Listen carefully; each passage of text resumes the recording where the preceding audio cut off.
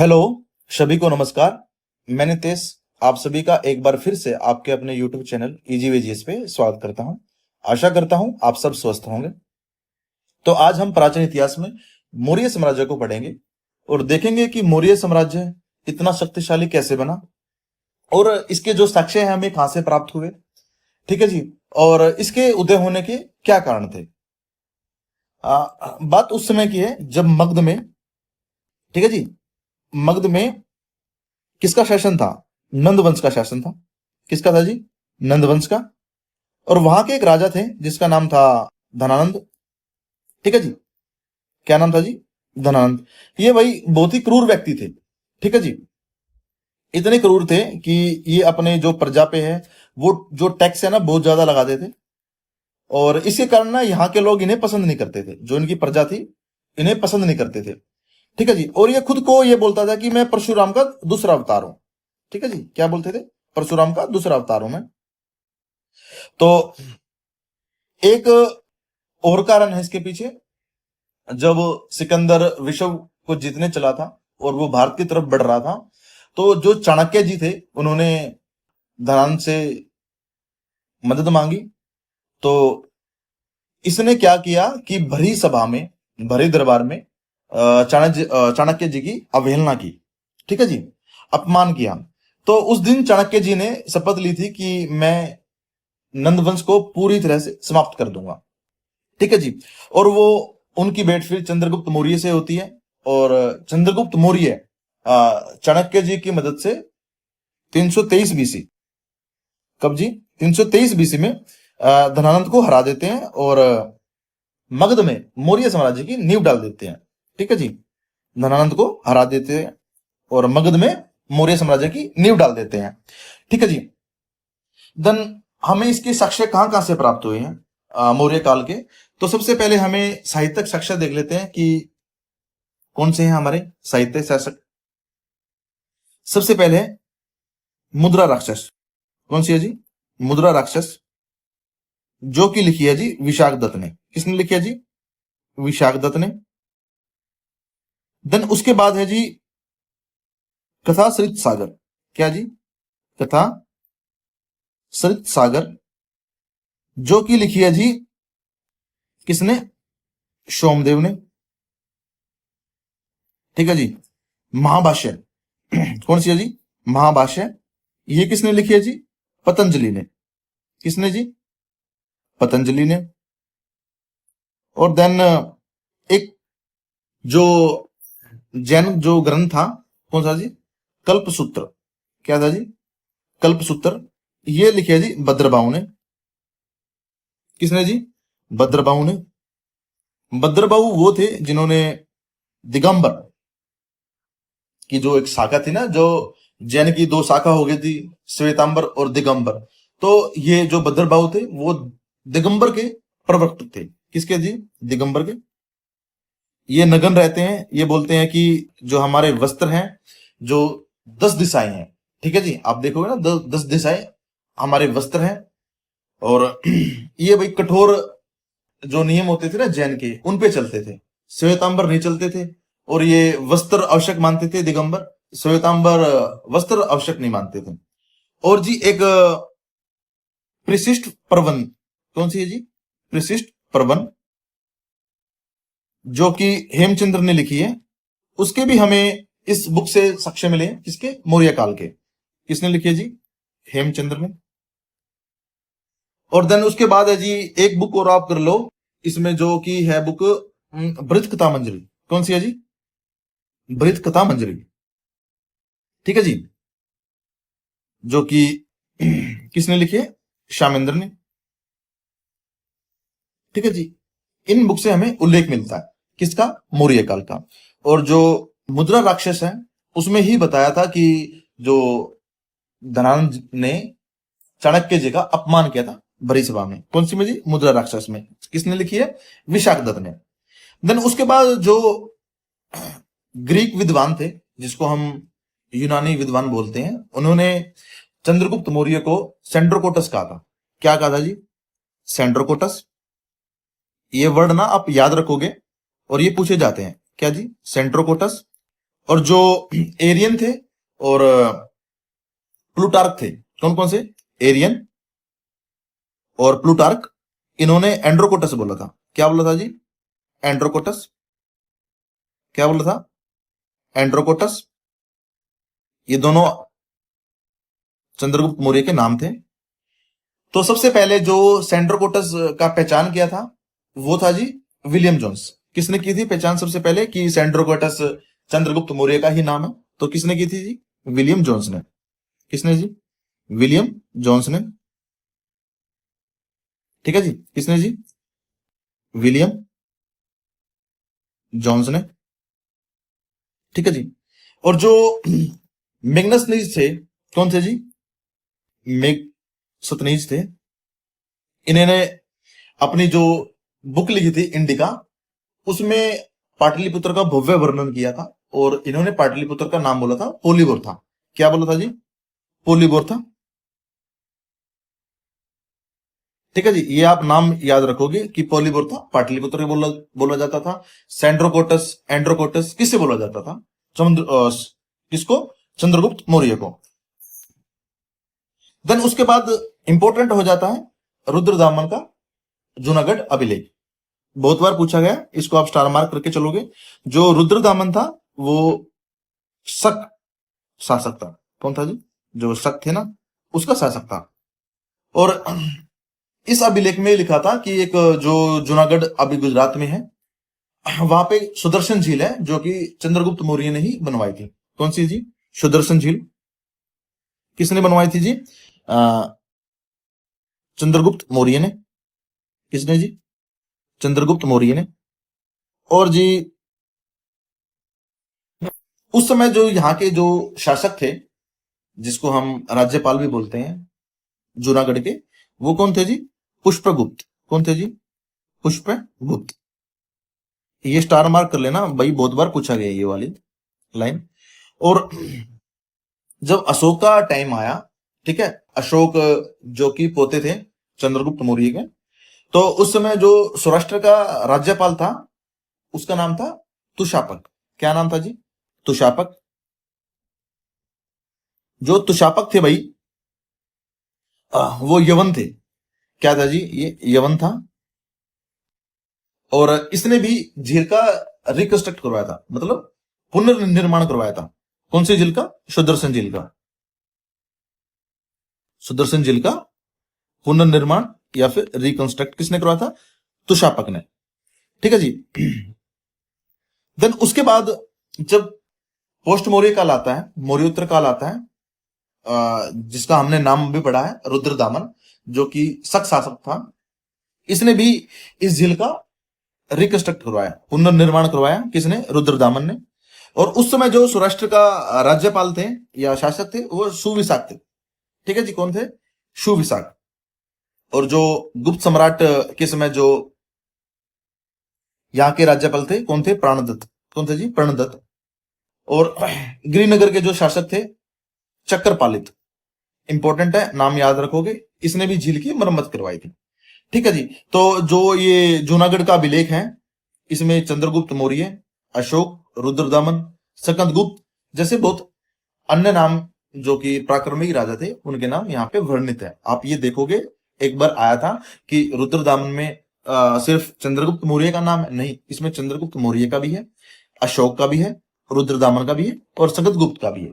ठीक है जी। तो ये इसलिए इंपॉर्टेंट हो जाता है। मैं आपको एक बार और रिवाइज करवा देता हूं कि जब सौराष्ट्र का जो राज्यपाल था जिसका नाम पुष्पगुप्त था, उस समय जो सुदर्शन झील का निर्माण किसने करवाया था?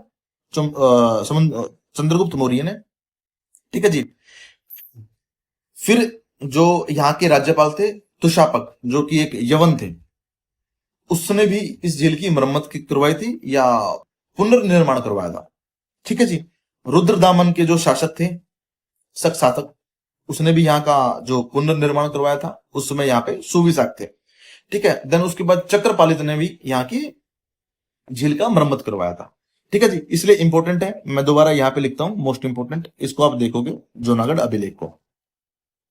देन उसके बाद जो एक हमारे इतिहासकार थे समित, इन्होंने बोला था हिंदकुश पर्वत तक भारत की वैज्ञानिक सीमा। हिंदकुश अभी पर्वत कहां पे है?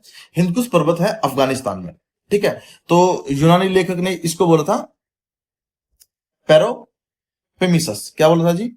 पैरोपेमिसस। ठीक है जी, या इसको बोलते हैं इंडियस काकेस। क्या बोलते हैं जी? इंडियन काकिकस। ठीक है जी। और भाई जब चंद्रगुप्त मौर्य ने भाई जो यूनान के शासक थे जिसका नाम था सेल्यूकस निकेटर, उनको पराजित किया था।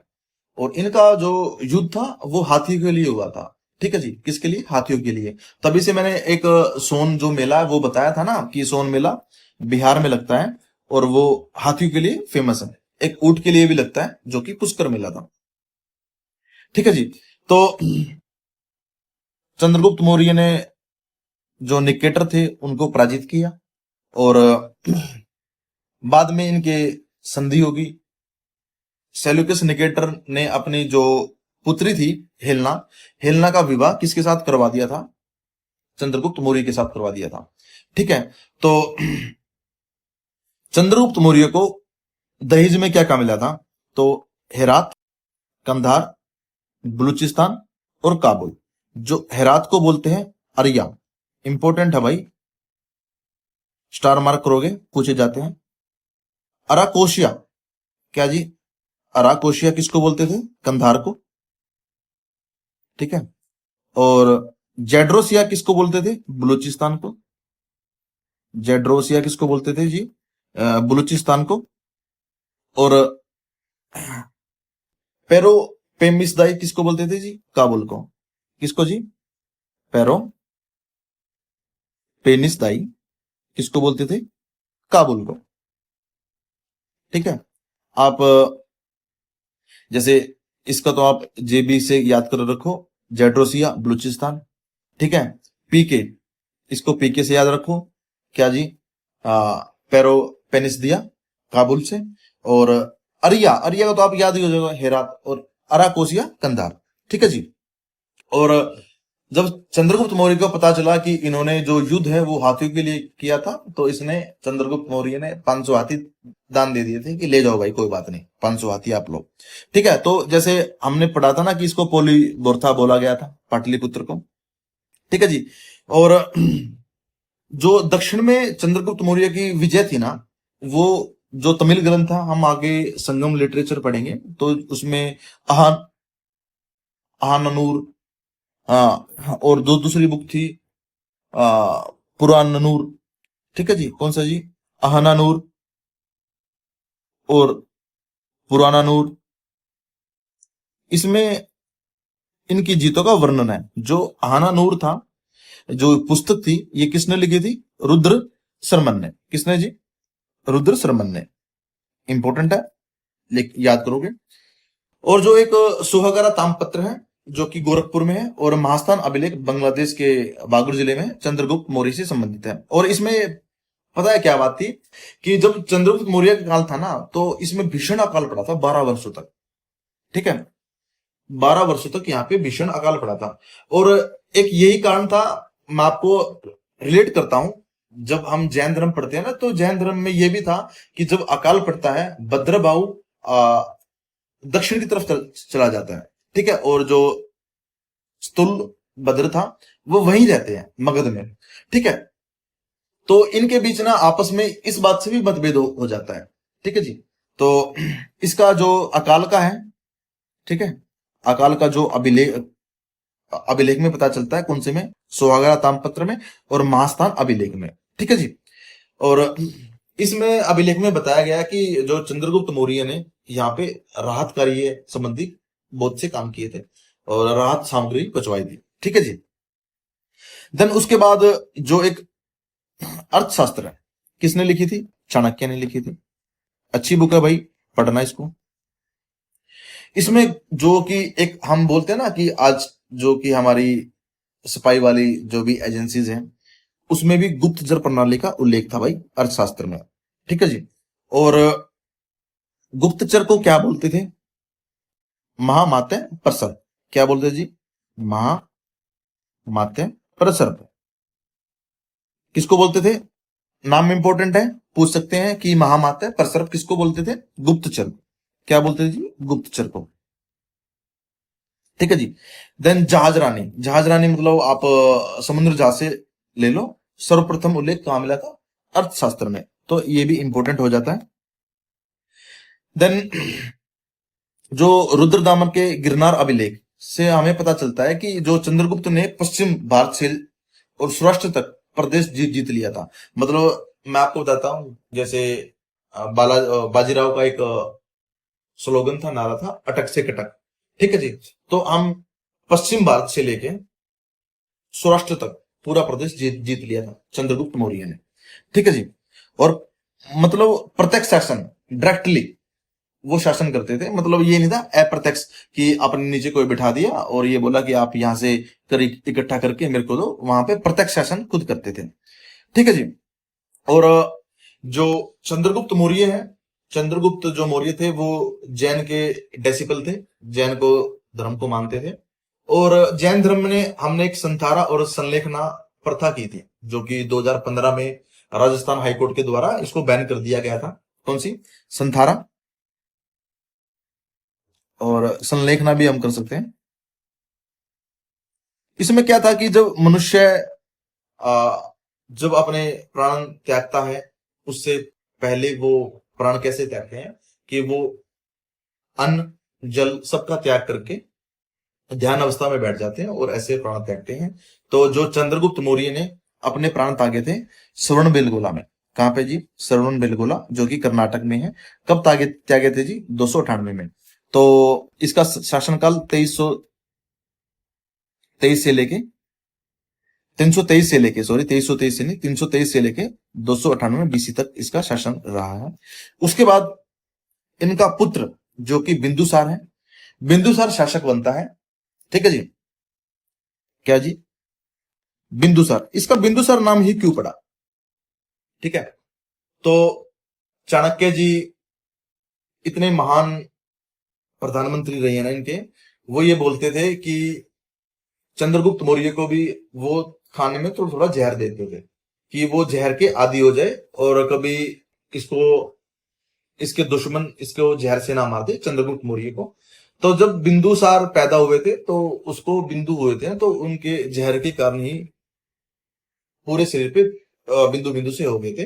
तो इसके कारण इसका नाम बिंदुसार पड़ा। ठीक है जी।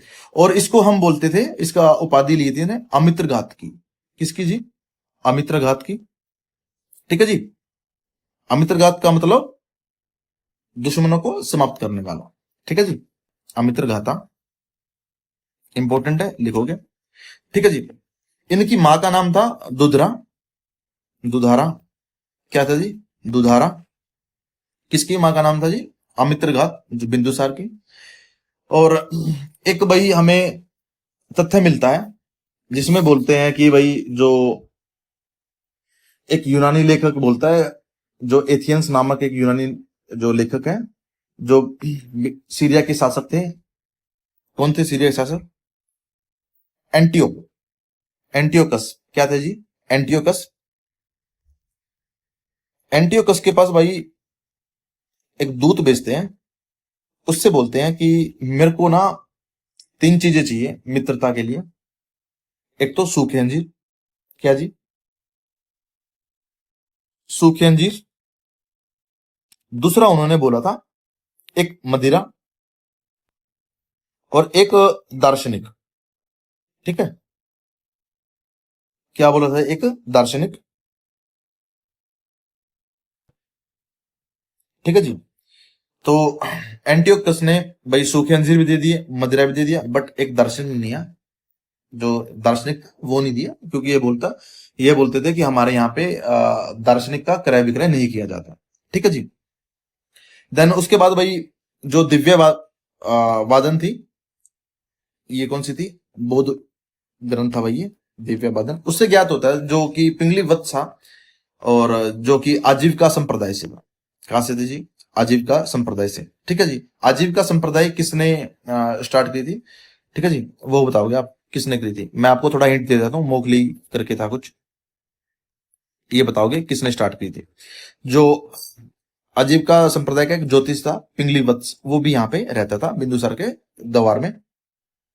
देन बिंदुसार के काल में चाणक्य प्रधानमंत्री था, ठीक है जी।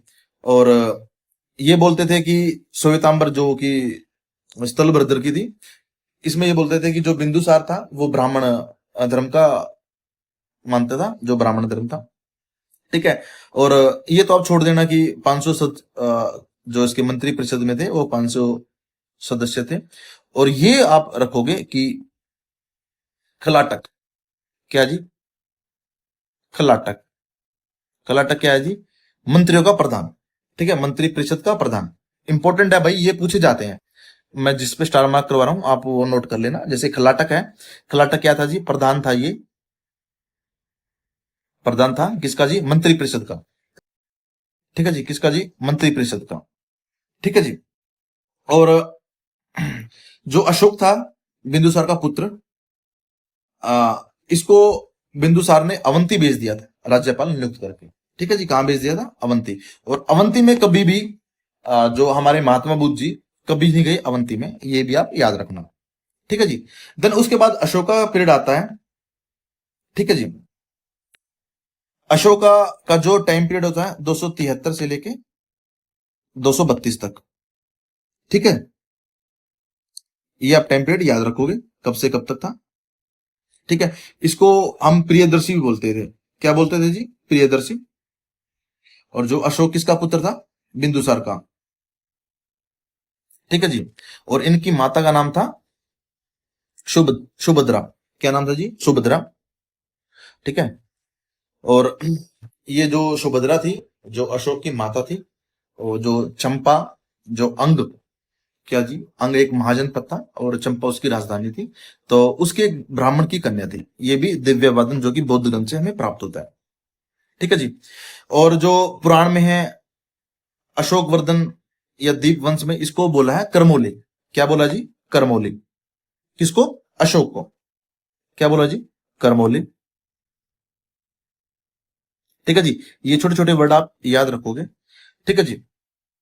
और जो भाई एक मास्की अभिलेख है, ठीक है जी। कौन सा है जी? मास्की अभिलेख। आप ये बताओगे मास्की अभिलेख है कहाँ? ये जो मास्की अभिलेख है ये रायचूर, कहाँ जी? रायचूर, जो कि कर्नाटक में पड़ता है, वहां है ये रायचूर। इसमें भाई अशोक ने स्वयं को ये माना कि मैं बुद्ध का शिष्य हूं, ठीक है जी। इंपॉर्टेंट है भाई, ये पूछ सकते हैं कि बुद्ध का शिष्य कौन से अभिलेख में है, तो वो मास्की है, जो कि रायचूर कर्नाटक में है। छोटे छोटे ये टर्म है, ये आपको याद रखने पड़ेंगे भाई, ठीक है जी।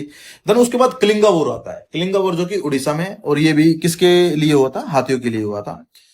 और 261 बीसी में हुआ था। इंपॉर्टेंट है, याद रखना। इसमें मतलब जो अशोक है ना, मतलब ऐसा काम करते हैं, नरसंहार करते हैं, ठीक है जी। देखो 1 लाख से अधिक लोगों की हत्या हो जाती है, ठीक है।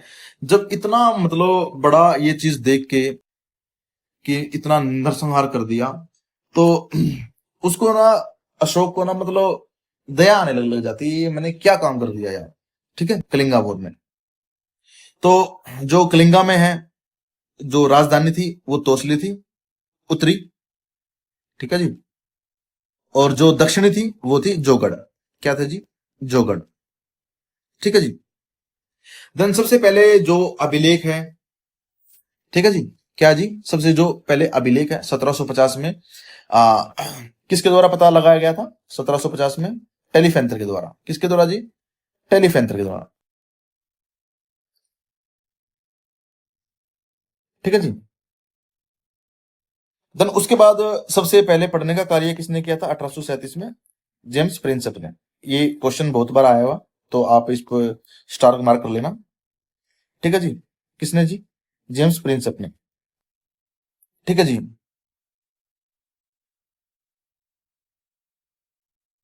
ठीक है जी। देन जो कलिंगा वॉर है उसका जो वर्णन है हमें 13वें अभिलेख से मिलता है, ठीक है जी। 13वें शिलालेख से हमें मिलता है। अभी हम सारे शिलालेख सब पढ़ेंगे आगे।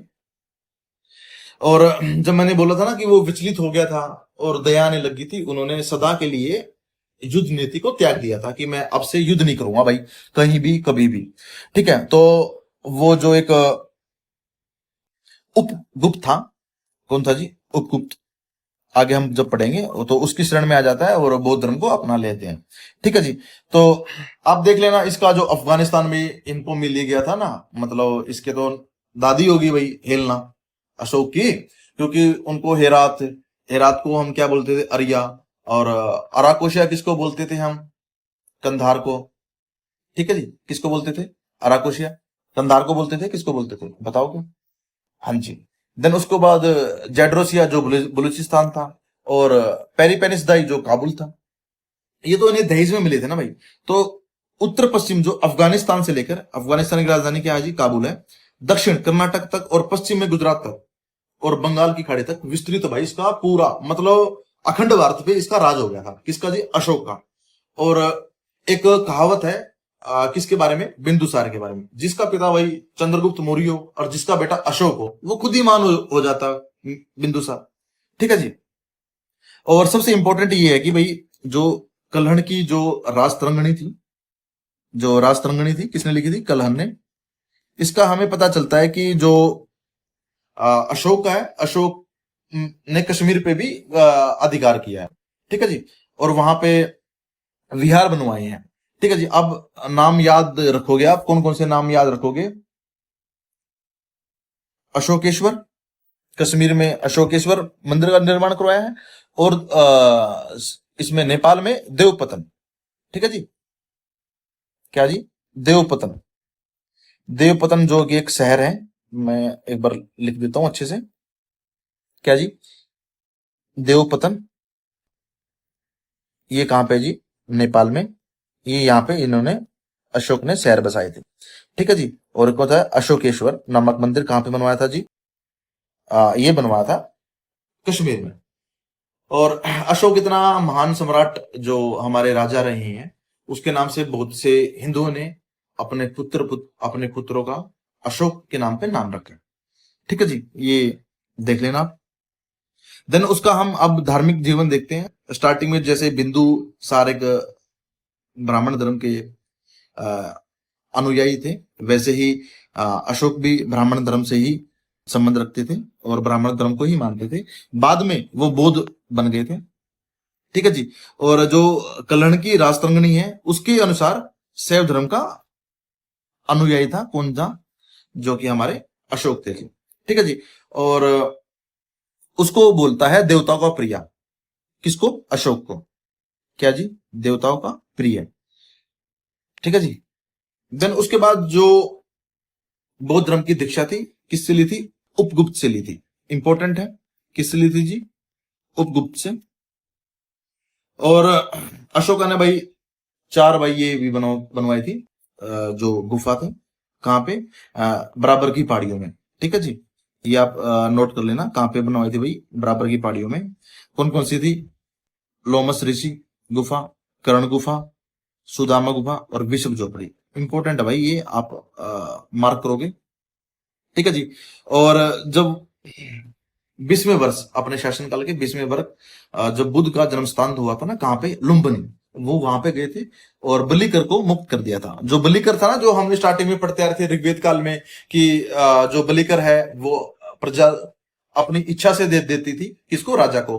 फिर उत्तर वेदी काल में इसको नियमित कर दिया, वही बलिकर है। तो बलिकर से मुक्त कर दिया था भाई। केवल 1/8 भाग पर घोषणा कर दी थी। कितने पे? 1/8 पे। वहां पे कितने थे उत्तर वेदी काल में? 1/16 पर। यहाँ पे कितनी? 1/8। ठीक है जी। इंपॉर्टेंट है, देखना भाई ये भी आप। देन उसके बाद भाई हाँ, ये प्रश्न आया हुआ था यूपी पीसीएस में। ठीक है, ये आप देखना एक बार, कहाँ आया हुआ था ये? यूपी पीएससी में। ठीक है, कि जो धर्म की परिभाषा है बौद्ध धर्म की, वो कहां से ली गई थी? तो कहां से ली थी? राहुलो वादसूत से। कहां से जी? राहुलो वादसूत से। राहुलो वाद सूत से ली थी। ठीक है। और उसमें पूछा था कि धर्म क्या है, किंचो धर्म। ठीक है जी। तो हम अब इसके जो भी अशोक के इंस्क्रिप्शन थे, शिलालेख थे, वो पढ़ते हैं। आपको याद रखना पड़ेगा। जैसे शाहबाजगढ़ी पेशावर, जो कि पाकिस्तान में है। कहाँ जी?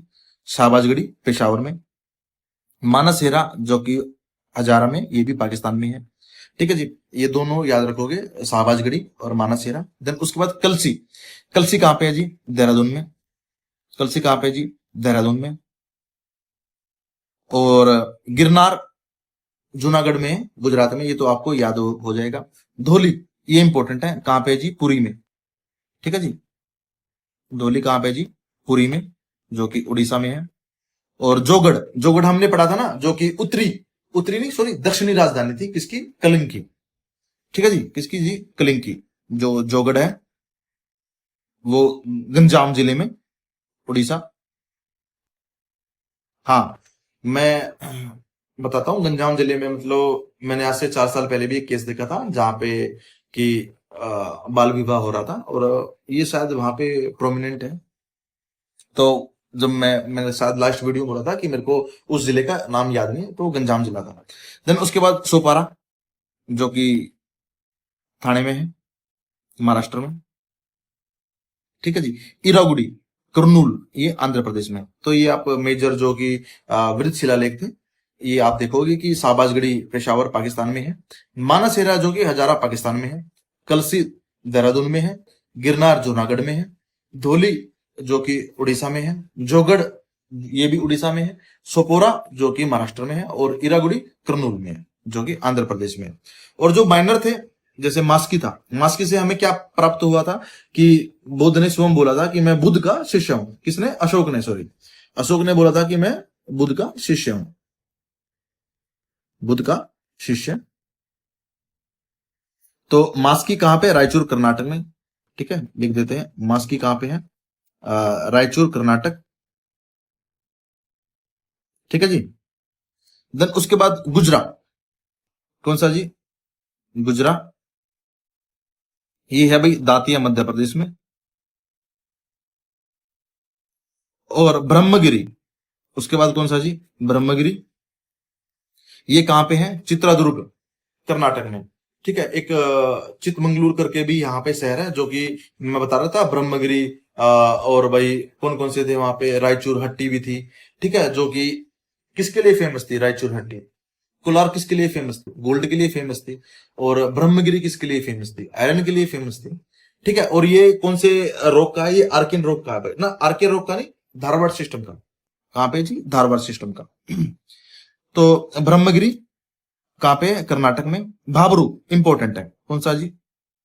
भाबरू, जो कि राजस्थान में है, जयपुर में। अहरोरा मिर्जापुर उत्तर प्रदेश में। जटिंगा रामेश्वर कर्नाटक में जी। सिद्धपुर कर्नाटक में। अब देखो कर्नाटक इंपॉर्टेंट बन जाता है भाई बौद्ध धर्म के लिए। और जैसे एक हमने नाम दरोलिंग मोनेस्ट्री पढ़ी थी, जो कि कर्नाटक में थी, और ये बहुत बार क्वेश्चन में भी आया हुआ है कि ये नाम दरोलिंग कहाँ पे है। मैं आपको दिखा दूंगा जब एक बार आंसर किया गया ना, तो मैं आपको शो कर दूंगा। ये डी ट्रिपल एस के किसी भी एग्जाम में आई हुई है, और मेरे ही एग्जाम में आई हुई है। सासाराम बिहार में। अच्छा, और उसके बाद है भाई राजमंडगुरी, जो कि कर्नूल आंध्र प्रदेश में है। गोवी मठ, ठीक है जी। और पालकी गुंडू मसूर उसमें मैसूर कर्नाटक में है जी। और सारामारा मध्य प्रदेश में है जी। देन उसके बाद भाई मैं आपको एक चीज बता सकता हूँ, जो हमने एक शाहबाजगढ़ी शिलालेख पढ़ा है, कौन सा जी? शाहबाज, शाहबाजगढ़ी शिलालेख पढ़ा है। उसमें भाई कलिंग का जो युद्ध था ना, उसका वर्णन है। किसका जी? कलिंग युद्ध का वर्णन है, जो कि कब हुआ था? 261 बीसी में हुआ था। ठीक है जी। देन उसको बाद भाई एक मास्की, मास्की हमने कहां पढ़ा था? रायचूर में। मास्की, गुजरा, ठीक है जी, मास्की गुजरा। और नेटूर, ठीक है जी। क्या जी? नेटूर। इसमें ना भाई जो अशोक का नाम है ना, तो अशोक वहीं पे हमें देखने को मिला। कहां पे जी? अशोक देखने को मिला हमें यहाँ पर। ठीक है जी। देन उसके बाद भाई इसके जो कि हमने, हाँ, जो कि निट्टूर है, उडगोलम है, सोनाटी है, ये हमें कर्नाटक से। और ये जहां से उडगोलम है, इसमें भी हमें अशोक का नाम अशोक ही मिला है। कहा जी? उडगोलम में। ठीक है जी। और एक है जी पानगुडरिया, जो कि मध्य प्रदेश में है। ठीक है। एक दो बार आप देखोगे ना, याद हो जाएगा। देखो, जैसे मास्की रायचूर कर्नाटक में है, गुजरा कहाँ पे है, दातिया मध्य प्रदेश में है। और ब्रह्मगिरी, जो कि हमने पढ़ा था, ब्रह्मगिरी पर्वत से भी पढ़ा था हमने, जहां से कावेरी रिवर का ओरिजिन है, कर्नाटक में। बाबरू राजस्थान, जयपुर में है जी। अहरोरा मिर्जापुर, मिर्जापुर में हमने पढ़ा था ना, क्या जाती थी, इंडियन स्टैंडर्ड टाइम जाती थी वहां से 82.5 डिग्री से। तो उत्तर प्रदेश जी। जटिंगा रामेश्वर, ठीक है जी, ये कर्नाटक में है जी। और सिद्धपुर, ये भी कर्नाटक में है। निटूर, उडगोलम, सन्नाटी, ये भी कर्नाटक में है। ठीक है जी। और सासाराम बिहार में है।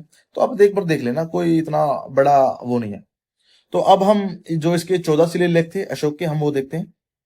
सबसे पहला है फर्स्ट शिलालेख। ठीक है जी, मैं ऐसे लिखूंगा। फर्स्ट में इन्होंने बोला कि पशु बलि की निंदा, जो पशु बलि करते थे ना, उसकी निंदा की है जी उन्होंने, पशु बलि की निंदा। ठीक है जी। और भाई देखो, मैंने इंडस वैली सिविलाइजेशन में टाइम लगाया है, मैंने टाइम लगाया भाई बौद्ध पे, मैंने टाइम लगाया भाई जैन पे, और अब मौर्य पे। और यहां से ही क्वेश्चन उठते हैं एंशिएंट इंडिया के, एक चोला पीरियड है उससे भी, और एक गुप्त से। हम इन पे थोड़ा अच्छा सा टाइम देके और यहाँ के हर एक चीज को कवर करेंगे। और भाई देखो, आप किसी भी बुक में देख लेना कि कितना ही है भाई। इसके लिए भाई मैं, मेरे सोर्स यूजीसी नेट है, ठीक है जी। और बहुत सी बुक है जो कि मेरा यहाँ से सोर्स है, ठीक है जी। और कुछ मैंने एनसीईआरटी से उठा रखा है। तो अब ये देखना भाई, जो सेकंड शिलालेख है वो है पशु का जो चिकित्सा है, मानव चिकित्सा है, और लोक कल्याणकारी राज्य है। लोक कल्याणकारी राज्य, जैसे आज हम डीपीएसपी को मानते हैं ना, कि हाँ भाई ये जो डायरेक्टिव प्रिंसिपल है हमारे, जो कि हमने आयरलैंड से लिए थे, वो भाई आयरलैंड से नहीं लिए थे, वो बस एक संविधान की बात है, आयरलैंड से लिए थे, हमने यहाँ से लिए थे कि भाई लोक कल्याणकारी राज्य कार्य करने हैं। ठीक है, किसके लिए करने हैं? अपने राज्य के लिए करने हैं। ठीक है जी। तो सेकंड में क्या है जी? मानव चिकित्सा, ठीक है जी। पशु चिकित्सा, ठीक है जी। और कल्याणकारी कार्य, कल्याणकारी कार्य, ठीक है जी। देन लोक कल्याणकारी कार्य, ठीक है जी। देन उसके बाद भाई इसमें जो चोल पांडव है, ठीक है, कौन कौन से चोल है, पांडे है, उनका भी उल्लेख सेकंड में ही मिला है हमें। ठीक है जी। जो भाई तृतीय शिलालेख है, उसमें हमें पता चलता है राजकीय अधिकारियों का, अधिकारियों के आदेश का। उसमें जैसे युक्त है, रजुक है, पारदेशिक है। इनको बोला कि आपको हर 5वें वर्ष दौरा करने का आदेश है भाई। ठीक है जी। तो हम इनका मतलब समझेंगे, युक्त है, राजुक है, और प्रादेशिक है। हम आगे जब इसका सेकंड पार्ट आएगा उसमें हम अच्छे से समझेंगे। और ये आते भी है भाई। अब आपको 2025 जो कि यूपीएससी प्रीलिम्स था, आपको यहाँ से क्वेश्चन देखने को मिला होगा। ठीक है, तो ये यूपीएससी की बात नहीं है भाई, ये हर जगह से प्रश्न उठाते हैं, और हिस्ट्री में यहीं से प्रश्न उठते हैं भाई। देन उसके बाद जो फोर्थ अभिलेख है, शिलालेख है, अभिलेख बोल रहा हूं, जिसमें धर्म की विजय की घोषणा की है। ठीक है। पंचम शिलालेख में धर्म महामात्रों की नियुक्ति की है। ठीक है जी। और इसमें आप ऐसे याद करोगे, प्रथम में पशु बलि की निंदा कर दी, सेकंड में जब पशु बलि की निंदा कर दी तो उसकी हमें चिकित्सा करवानी पड़ेगी, उसके लिए हमें लोक कल्याणकारी राज्य करवाने पड़ेंगे, और कार्य तो करवाने पड़ेंगे। तो हम किसको बोलेंगे? तो हम अधिकारियों को आदेश बोलेंगे कि भाई आप ये काम करो। ठीक है। देन उन्होंने ये काम कर दिया तो फिर वो धर्म की विजय होगी। ठीक है, तो आप ऐसे इंटरकनेक्ट करके याद करोगे। और जो पंचम अभिलेख है, उसमें धर्म महामात्रों की नियुक्ति करेंगे, कि फिर वो देखेंगे ना कि हाँ ये अच्छा है भाई महामात्र, हम इसको धर्म का महामात्र बनाएंगे। ठीक है जी। देन जो सिक्स्थ शिलालेख था, उसमें आत्म नियंत्रण और प्रजा का राजा से संपर्क, मतलब ये बोला कि आत्म नियंत्रण और सीधा आप डायरेक्टली राजा से मिल सकते हो। और जो सातवां शिलालेख था, उसमें बोला कि सभी धर्म एक समान है, सभी संप्रदाय के लिए, जो बोला था ना सहिष्णुता, ये ने बोला था कि सभी धर्म एक समान। ठीक है जी। देन उसके बाद जो आठवां शिलालेख था, उसमें धर्म यात्रा का उल्लेख था। नौवां शिलालेख में समारोह, धर्म समारोह की चर्चा थी। जो 10वां शिलालेख था, उसमें यश गौरव की निंदा और धर्म की नीति की श्रेष्ठता बताई थी। ठीक है, आप ये देख लेना, एक बार पढ़ लेना। और धर्म नीति की व्याख्या 11th में थी। ठीक है जी। और ठीक है जी। देन उसके बाद भाई जो 12वां अभिलेख था उसमें क्या बोला कि सर्वधर्म सम्मान है, और जो महिला महामात्र की चर्चा की थी, ठीक है जी, रिस्पेक्ट की थी महिलाओं की। देखो यहाँ से भी हमें प्राप्त होता है बहुत कुछ जानने को हिस्ट्री का, ठीक है। हमें हिस्ट्री को जान के अपने प्रेजेंट को अच्छा करना है, ठीक है, अपने फ्यूचर को अच्छा करना है, इसलिए हिस्ट्री बनाई गई है, ठीक है। आप देखो कि अगर पृथ्वीराज चौहान मोहम्मद गोरी को 1191 वाले जो त्रैन का युद्ध था उसमें मार देता, ठीक है, उसकी हत्या कर देता, तो किसी की हिम्मत होती दोबारा भारत पे चढ़ाई करने की? नहीं होती ना। तो हमें कुछ सीख लेनी चाहिए भाई हिस्ट्री से, कि आपस में कितने भी हमारे मतभेद क्यों ना हो, बाहर वाला कोई फायदा ना उठाए, ठीक है। जो 13वां शिलालेख है उसमें कलिंग युद्ध का वर्णन है, हमने पढ़ा भी था। और 14वां जो शिलालेख है धर्म प्रसार हेतु शिलालेख है, कि धर्म का प्रसार करना है, ठीक है जी। देन इसके साथ ही हमारे सारे इसके जो आज के टॉपिक है वो खत्म होते हैं। कल हम इसमें अशोक के उत्तराधिकारी और जो इसके प्रमुख अध्यक्ष थे, ठीक है जी, और जो प्रमुख तीर्थ थे, प्रशासनिक व्यवस्था थी, आर्थिक कैसी थी, ठीक है, वो पढ़ेंगे। और अब मैं, अगर वीडियो लंबी होगी तो मैं उसको अलग अलग पार्ट में आपके लिए बना दिया करूंगा, आपके लिए भी इजी होगा, ठीक है जी। तो आज का हमारा श्लोक है का जो हमें अर्थ है कि जो व्यक्ति ना तो संसार से विचलित होता है, ठीक है जी, जैसे संसार से विचलित होना, जैसे कोई बच्चा है पढ़ाई कर रहा है, उसको ये बोल दिया कि हाँ भाई ये एग्जाम भर ले, ये इजी आता है, या फिर वो कर दे, ये आप फॉर्म फिल कर लो, ये इजी आता है, तो वो विचलित हो जाता है। अपना लक्ष्य एक रखो, और ना ही ऐसा कारण बनो कि उसके कारण भाई संसार विचलित हो जाए, ठीक है। मतलब ये है कि आप परेशानी में पड़ जाओ, दूसरों को मत डालो, ठीक है। अगर आपने जहां पे टाइम दिया ना कि मैं 9:10 पे पहुंच जाऊंगा, तो आप वहां पे आपको 9:08 पे ही पहुंच जाना चाहिए।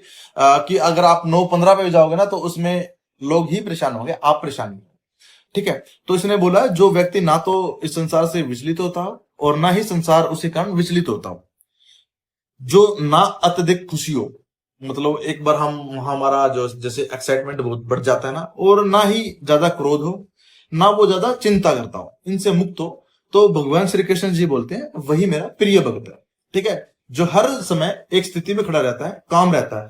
देख लो आप जैन धर्म से देख लो, महावीर स्वामी देख लो, महात्मा बुद्ध जी देख लो, जितने भी बड़े बड़े हमारे राजा रहे हैं, ठीक है, शक्तिशाली राजा रहे हैं, पावरफुल रहे हैं, पावरफुल इंसान रहे हैं, वो हमेशा एक काम स्थिति में रहते हैं, शांत में। जितना आपका शांत चित्त होगा ना, आप उससे बेहतर ही आप उसके परिणाम निकाल सकते हैं। शांत मन सबसे बेहतर परिणाम निकाल सकता है। जैसे हमने एक कहानी पढ़ी थी महात्मा बुद्ध जी की, जब वो अपने शिष्य को बोलते हैं ना कि आप जाके पानी लेकर आओ नदी से, तो शिष्य बोलता है कि पानी तो गंदा हो रखा है, इसमें हाथ जो महिला है वो कपड़े धो रही है। तो जो बुद्ध जी है वो बोलते हैं कि आप थोड़ा सा प्रतीक्षा करो। तो शिष्य प्रतीक्षा करता है, और पानी के भाव से जो गंदगी आगे चली जाती है, और फिर जो शिष्य है वो पानी लाके महात्मा बुद्ध जी से दे देते हैं। तो फिर महात्मा बुद्ध जी कहते हैं कि अपना मन भी ना एक पानी की तरह है, ठीक है, और समय भी जो गंदा समय है वो भी पानी की तरह ही है, वो बह जाता है, ठीक है। आप हर स्थिति में शांत रहो, ठीक है, किसी को गलत ना बोलो। जैसे जैन धर्म में भी था ना, जो चंडकोशिक नाम का जो सांप था, जो महावीर स्वामी जी को डस लिया था, तो उसने बोला कि ये क्रोध ना तेरे को ही खत्म करेगा, मेरे को नहीं खत्म करेगा, ठीक है। तो मैं ये बोलता हूं हर समय शांत रहो, बड़ों का सम्मान करो, ठीक है, सबकी सुनो, ठीक है जी, और सबकी सुन के निर्णय लो। Thank you. जय हिंद, जय मां भारती। और वीडियो अच्छी लगी तो भाई सब्सक्राइब करो, लाइक करो, शेयर करो। और पीडीएफ के लिए भाई आप कहां पे, EGVGS ऑफिशियल, ठीक है जी, EGVGS ऑफिशियल, यहाँ पे जाके आप पीडीएफ ले सकते हो और टेलीग्राम को ज्वाइन करो। Thank you ji.